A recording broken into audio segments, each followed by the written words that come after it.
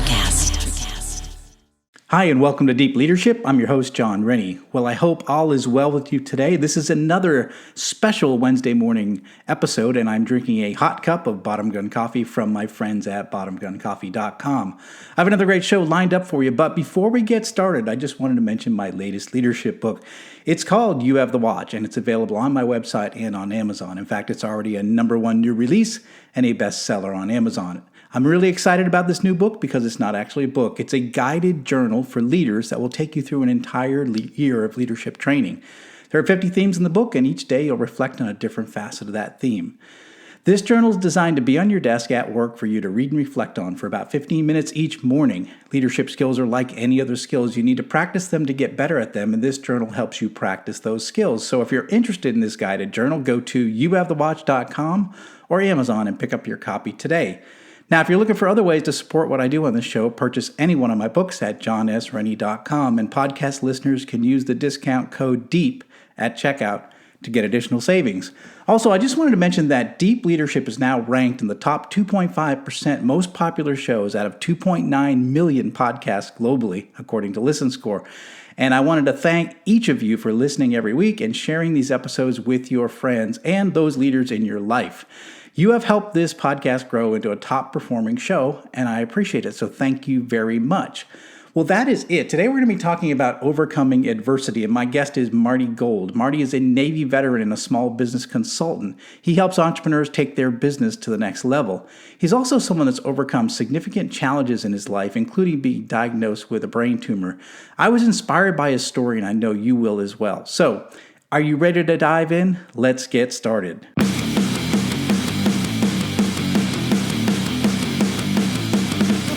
Welcome to Deep Leadership. Leadership is a people business. That's the philosophy of your podcast host, John Rennie. As a former Cold War submarine officer who spent 20 plus years leading businesses in corporate America before starting his own manufacturing business, he knows that leadership matters. Are you ready for some real-world actionable advice from John as well as his expert guests? I'm ready. The show starts right now. Welcome to the Deep Leadership Podcast. Today I'm joined by Marty Gold. Marty is a U.S. Navy veteran, entrepreneur, and small business consultant. His company, LeiLaRay Consulting, helps small business owners with all the resources they need to take their business to the next level. Marty was diagnosed with a brain tumor in 2016, which eventually needed to be removed. His story is one of overcoming adversity, learning perseverance, and knowing when to pivot in your career. I'm honored to have him on the show to share his journey. So, Marty, welcome to the show. Thank you for having me, John. Well, it's good to meet you. We had a good conversation before we pressed record, and man, you've got a fascinating life, and I'm really excited to talk about it because I think there's a lot of things we can learn as leaders through what you've gone through in your life. So, first of all, tell us about yourself. Where did you grow up? How were you raised? Because I think that's a really interesting story. And why did you end up going into the Navy? Hello, John. Yes, I would love to expound on that. So I was born in Brigham City, Utah. I'm about 37 years old. Had an interesting early childhood life. My mother had me when she was 14, and that led to some challenges. I went through a lot of adversity on my journey.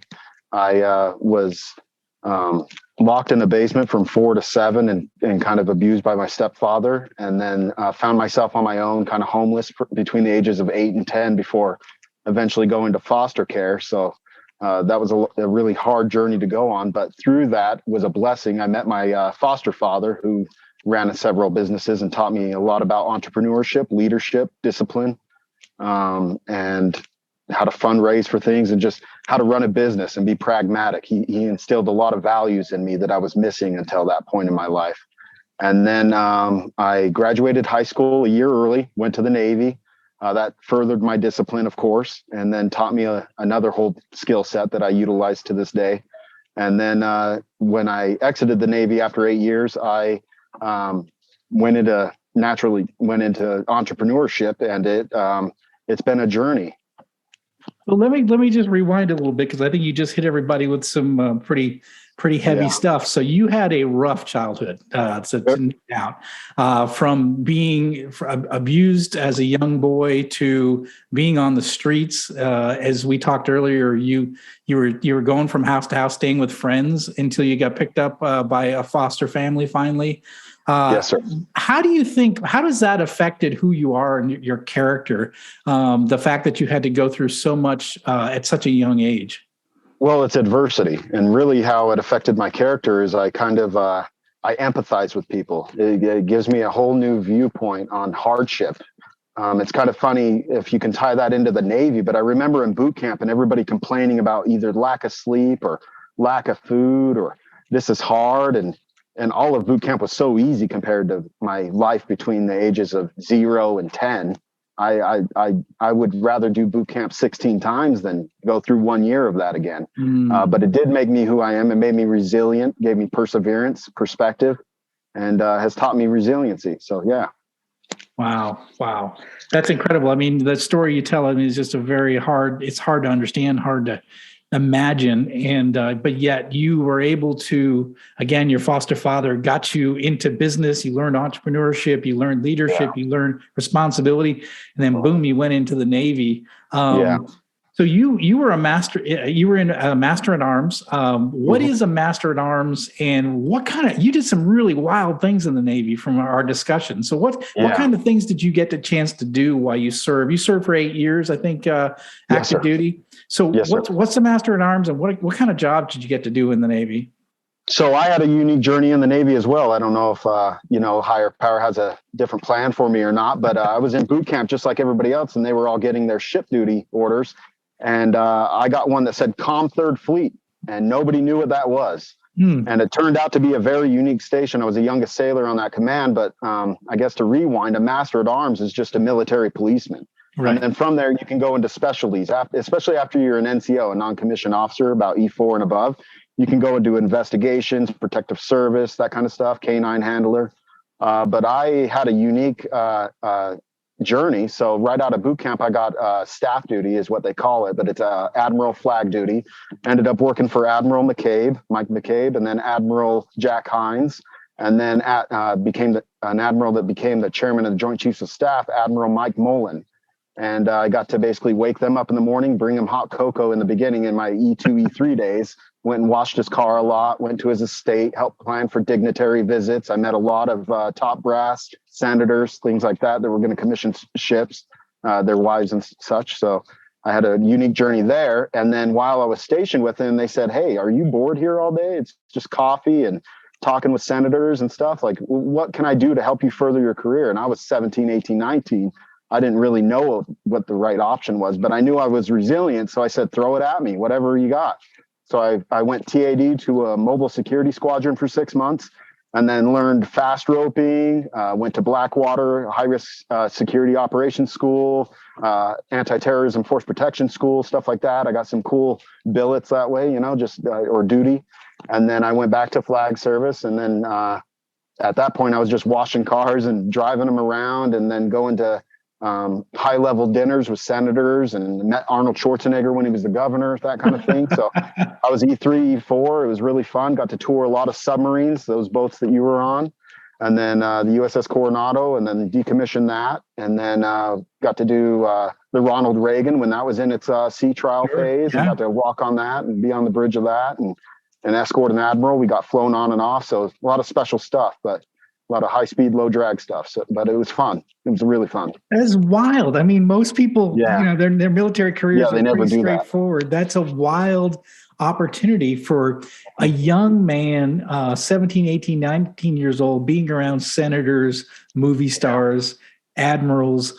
I mean, you had to have a high level of military bearing to be around those people. I mean, so you had to be, and for those who don't know what military bearing is, you had to have, your uniform had to be sharp. You had to be fit. You had to look the part, because you're around very influential people all day long.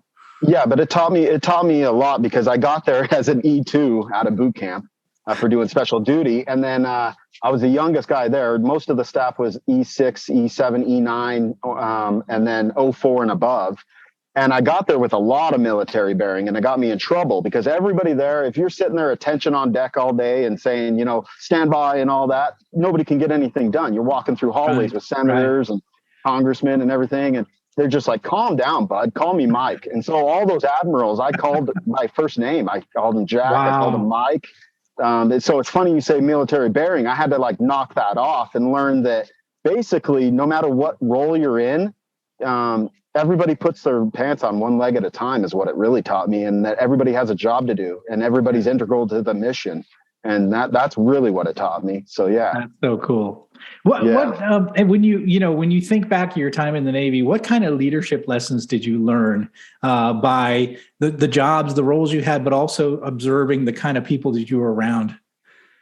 Oh, absolutely. Everybody in that level, 04 and above, working for a flag officer, and then eventually the chairman and joint chiefs of staff, everybody's just a high performer. Everybody's a leader. Everybody has multiple letters of accommodation from flag officers and stuff like that. So really what it is you got to bring your A game every day. There's no screwing off, taking long lunches. There's no going drinking on the weekend. And that kind of fit in with my teenage years because I didn't party a lot or do any of that through high school either. I was working on audits after school. I was working on transporting my foster father to his next business meeting or preparing for a fundraiser. So it just really just bled together for me. I just learned how can I help? That's how I showed up every day. How can I help? So it really instilled a lot of work ethic in me, I believe.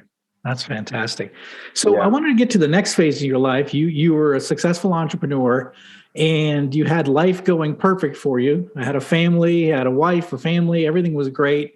And you got diagnosed with a brain tumor. Tell us a little bit about that whole journey and what it's been like through that and how you've had to almost rebuild yourself from the ground up again. Tell us about that experience, because I think it ties in a lot with your ability to persevere and overcome hardship. I think that, the experiences you had as a young man. Yes, it did. So I was far from perfect. Basically, because of my early life, what I had done is I built a moat around myself, and I was kind of what you'd call a lone wolf. And I would help people. I'd go out of my way to help them, but I had no real close relationship. So I built my business from zero, nothing, basically by myself and my ex-wife. She was a great help, but we grew it from zero to about 80 grand a month is what we were doing, a little over $1 million in sales a year. And then I was diagnosed with that tumor. And what that taught me is I had no real close relationships to call upon and no other staff to delegate to while I was dealing with that hardship. And so my business started to deteriorate at that point. And it was a really humbling experience. And basically I went from 80 to 40,000 in sales, 30,000 in sales. And then all of a sudden COVID hit and everybody stopped spending money on cosmetics at that time and building business plans or doing any of that stuff that I had built. And so what I had seen is basically everything I worked for deteriorate. And then at that point, I decided to just push pause on everything, deal with my tumor, and COVID was here, and my neurosurgery to remove my tumor was postponed 3 different times. And that's pretty nerve-wracking, and it's stressful, and it tested me deeply. And so I had ended up losing all my business, and then not only that, because of the chaotic state I was in and stressed, I lost my wife as well. If she can't depend on you, if your wife and spouse can't depend on you to be consistent, then they start looking elsewhere. And she actually fell back in love with her high school boyfriend and left me on Thanksgiving, announced that she was pregnant with his kid. And I didn't resent her for it at the time, but I felt terrible and I felt helpless and I had no relationships to rely on. So after leaving that, I just kind of went back to square one, waited for my tumor to be removed. And then I said, okay, well, now I got to rebuild all this. Where do I go from here? And that's what led me back into entrepreneurship to rebuild my consultancy. Wow. Yeah. It's stories like that. I mean, many people would be broken with that, having that happen. Did. So you're talking a tumor. You have your wife leaves you. You lose your business. Everything falls apart. Basically, everything you built is burned to ash now. So yes, what as you come out of that, what are some lessons or what are some things you want to do differently in your entrepreneurial path because of the lessons you learned in your first go around? Well, now it's now I'm built. I focus on building relationships first. Where every time I meet somebody, it's not about closing a sale, and it's not about, hey, I can solve this for you immediately. Let me just make this sale, and then I'll follow up with you in 6 months. I really genuinely try to get to know each entrepreneur, business owner, or somebody that's trying to become one, and give them the best advice I can and guidance based on their situation, their history, what they need, and I'm basically focusing on others first and not myself first, not my needs first. And building lasting relationships takes a lot of effort, and it's not always reciprocated. It's not a clear cut path, and it can't be. You're expecting them to basically reciprocate. You got to just give with being helpful in mind, and trying to be the best person and friend to them that you would need in a hardship. And that seems to be the winning formula: is giving to others and not expecting anything in return. Because when you do that, then people truly care about your journey. People care about where you've been and what you have to offer. And if you go in there as a salesman, they're looking at the lowest price possible, and you're looking at closing the sale. That's the relationship. We'll be right back after a quick word from our sponsors. Leadership skills are like any other skills. You need to practice them to get better at them. Best-selling leadership author John S. Rennie knows this. That's why he's written a new book called You Have the Watch. It's a guided journal for leaders designed to take you through an entire year of leadership training. By the end of the year, you will master 50 of the most important leadership skills. If you want to have a greater impact on the results and people in your organization, go to youhavethewatch.com and pick up your copy today. Yeah, absolutely. I heard one time, and I've always thought about this, is that you should go into every relationship as if you're going to be with that, in that relationship for 50 years. And it changes your mindset. If you think about that, I'm meeting you and we're going to have a relationship, and it's not something that it's not a transactional thing. We're going to, whether it's an employee that works for you, whether it's a peer, somebody you meet, whether it's a customer or even a vendor, you go into that approach where I am going into this because I want to get to know you. I want to have a relationship with you. And not, like you said, not everybody reciprocates. But when you go in with that attitude, suddenly you see people, they drop their barriers. They want to get to know you. You end up having, building friendships. I remember this. The guy that I started my business with. I met him at church. We were having it was like a men's group at church. And they had time for prayer requests. And he says, well, I'm moving my entire family from Florida. They're coming up on, and I'm going to fly down and drive a truck back by myself. And I said to him, do you need help? He's like, what do you mean? I said, I'll fly down with you and drive back with you. I didn't even know him. I never even met him before. And we've been lifelong friends. We started a business together, but that was how we first got to know each other, which was I'll fly down. I paid for my own plane ticket, and I drove a truck up with him from Florida up to Pennsylvania. Awesome. And we've been friends ever since. So, but the point is when you do things like that, and you have that concept of building long-term relationships, it changes everything in how you deal with people. People are no longer a transactional thing for you. You want to build a long-term relationship. Sounds like you're employing that now in your business, and you're seeing the good results because of it. Absolutely. And another thing it taught me is that, if you're only in it transactionally, if you're only in it for profit, people can see through that. And so where I would used to close, like, I think the old metric is like 1 in 10 will give you a yes or something like that. And I found it to be more 1 in 20, maybe. Now, probably 3 or 4 in 10 say yes. Now they want to know my story, and I do have something to share. And I used to go into every relationship listening to people's complaints a little bit bitter. I was like, that's not hardship. That's not hard.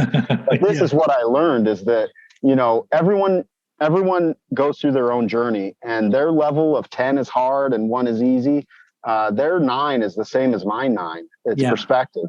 And I didn't see that before. I saw it as you're just a whiner. You have no idea what hardship is. Yeah. And I find that a lot with veterans, especially combat veterans. They go through it and they feel like nobody will understand their journey. Nobody will relate with them. And a little bit of empathy goes a long way in that regard. Yeah, I heard Joe Rogan, of all people, say this one time. He said, the hardest thing that's ever happened in your life is your hardest thing. It doesn't, and that's your 10, right? And someone else's 10 might be different, but for you, that's your 10. And so when yours might compare, you might think like my life, I grew up very easy compared to your life, right?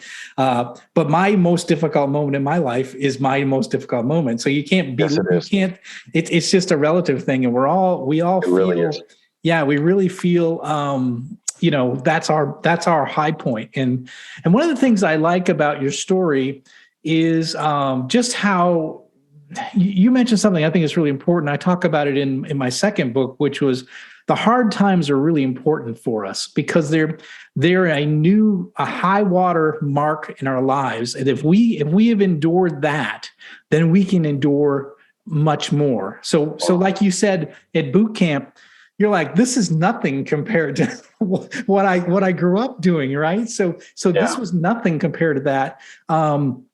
But yet, for some people, it was the hardest thing. It was the worst thing ever. This is an Xbox. Yeah, this isn't. With my mom's lunch, this sucks. Yeah. So I think when we're facing hard times, and entrepreneurs who are listening in, when you're facing those really difficult times, trying to find the cash to make payroll, struggling to close orders, whatever. When you're going through that tough time, you're building a level of resilience that's going to help you, in the next phase of your business. Level up.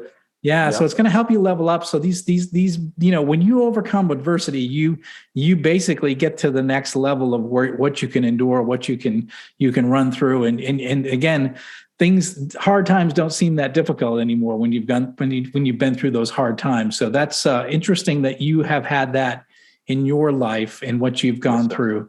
So let's talk about your business, because I think it's exciting. LeiLaRay Consulting. I've been on your website. You offer a lot of services. What do you do? How do you help small businesses and freelancers? What kind of tools do you offer? Well, absolutely. So in my time working with my entrepreneurial father, I built a large network of resources. I really did, as far as that goes, business resources and connections. And I have people that have MBAs that write business plans for me, review business plans. I have people that'll help build websites. My background is in computer science. My minor is in business finance. So I have that skill set as well, but I outsource a lot of the website building to experts that I know.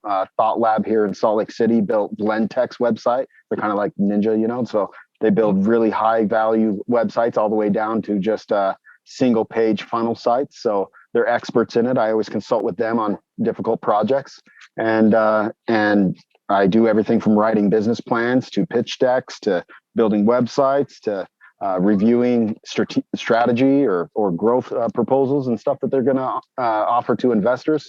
So I've been through the gambit as far as that goes. It just depends. Each entrepreneur is unique. And really what I do is I go in and everybody comes to you, hey, I need a website. And it's like, well, what problem are you trying to solve? Yes. You know what I mean? What are you trying to achieve with this? Maybe you don't need a website. Maybe what you really need is a blog. Maybe you need some press releases, So I just try to solve their problem given my experience. And so I go from there. Yeah. And I think what you offer, which I think is really unique in business owners who are listening in, sometimes it's just having a third set of eyes on your problem or another set of eyes, especially as entrepreneurs where it's a lonely business. I'm speaking from experience, right? I've been running my business by myself for 6 years as the CEO, and it's a lonely business. And so you think that you're doing the right stuff, but it's so important to have another set of eyes, take a look at things. And just like you say, challenge your assumptions. You say you need a website. What are you really trying to do?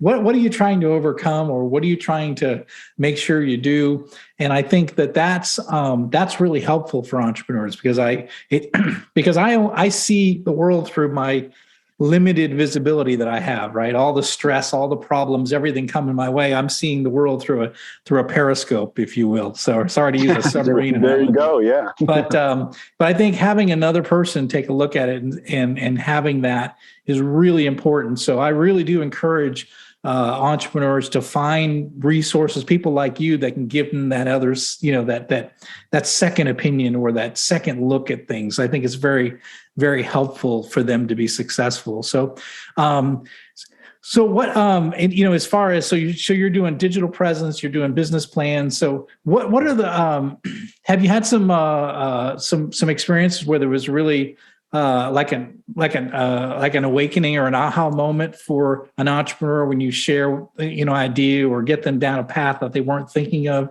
Any good examples or stories of where you've helped companies?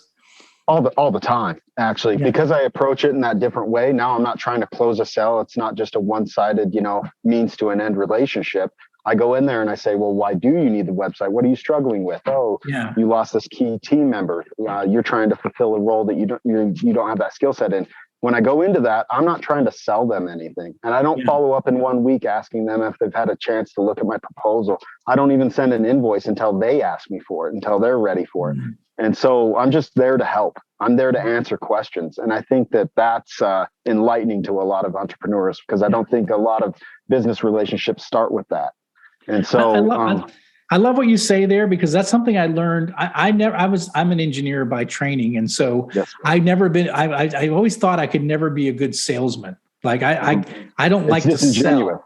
Yeah, it seems fake to me. But then I heard someone say that selling is all about helping people overcome whatever challenge or problem that they have. And when I took that approach to selling, now, just like you said, it's not selling to me. I'm trying to help. And what are you trying to solve? And I know I talk to a lot of my customers, and we make products for electric utilities, and I'll say to them, you don't need that product. That's way too advanced for what you need. This is, and I downsell them to something that's cheaper, and they think it's strange. I'm like, well, I don't want to sell you something. I don't want to sell you the advanced product because you don't need it. This one's going to be fine for you. And they're always surprised when I do that. But it's like, again, it's that I'm in it for the long term. I'm in it to be your problem solver over time. You come to me because I'm going to give you the honest answer. I'm not going to try to upsell you and one and done, right? Upsell you, sell you a bunch of stuff you don't need, and then run away, right? So it sounds like you're taking that approach.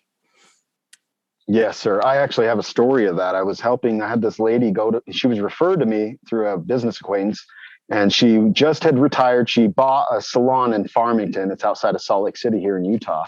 And she went to my website, and you can start with $150, just, front page, single page, funnel page, whatever, for like a blog or something, and go all the way up from there. And she had gone on there and added like 9 pages to it, all this checkout stuff, paid it up front, and then just said, this is what I want. And I said, you don't need that, especially starting out. Really what you need is 3 pages of booking. And I had refunded her $2,500 and only kept $750 and just helped her do it.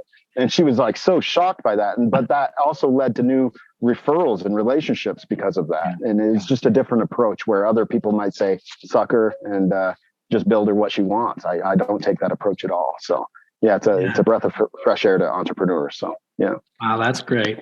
So yes, sir. As you're coming, and you've gone through really 2 major traumatic times in your life as a young child, and then later on post Navy, dealing with this.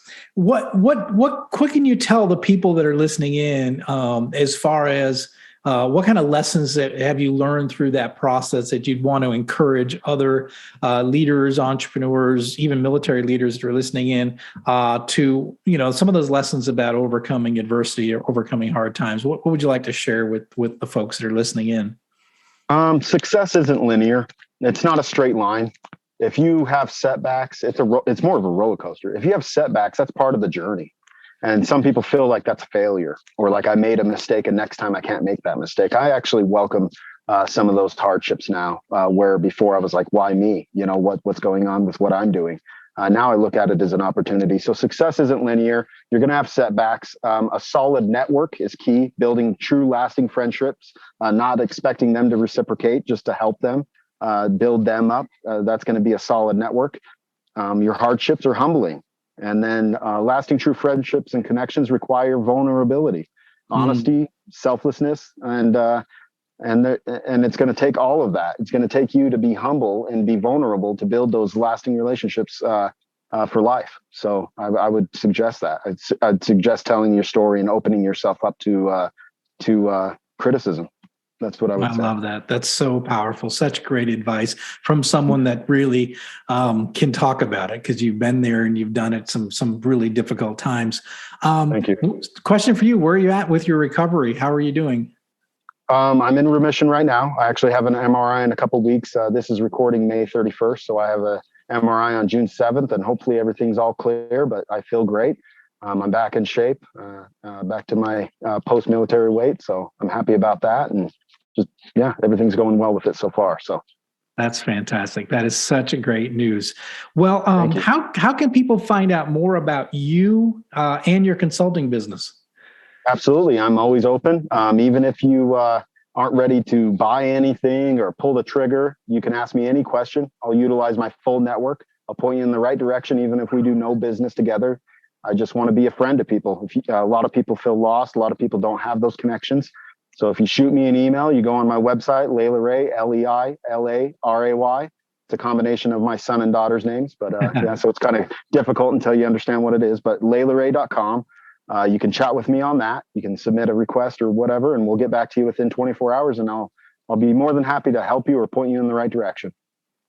That's fantastic. And we're going to put a link in the show notes for that resource. And entrepreneurs, there's a lot of things to unpack here as far as what Marty shared with us. And I hope you can think about the challenges you're going through and the lessons that Marty went through and the wisdoms he's sharing with us. Hopefully you take that away from you and you can apply it to your lives as well. I also encourage you to go on his website. It's full of great information. You can contact Marty there. And, it's funny because we met online. We met on Twitter, and I was fascinated with what Marty's doing. I wanted to have him on the show. I'm excited about his business and how it's growing, but also his story and how he got here. Because I think a lot of us, a lot of leaders need to understand that there's going to be a lot of obstacles in our journey. Success is not a straight line. I love that, and we just got to recognize we got to persevere. We got to get through.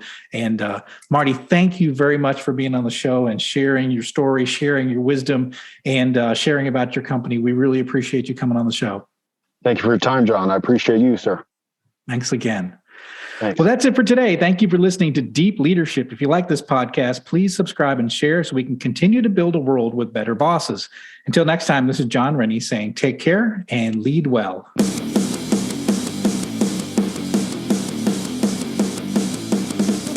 Thank you for listening to Deep Leadership. Thank you. Thank you. Thank you, thank you, thank you for all you do. We hope you enjoyed today's episode. For more information and updates, please visit our website at www.deepleadershippodcast.com or johnsrennie.com. Until next time, take care.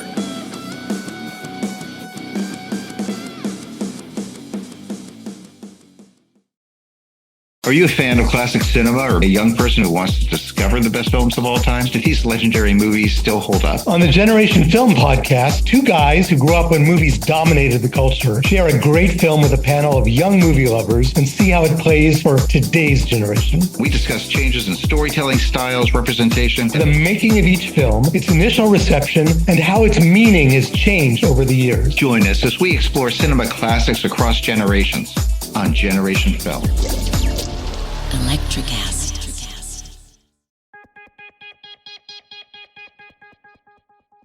Step inside the marketing mirror to uncover marketing secrets, discover gems, tactics, lessons, and campaigns you can use, next gen or fundamentals.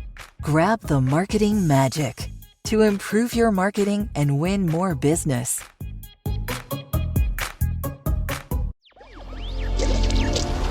Electricast.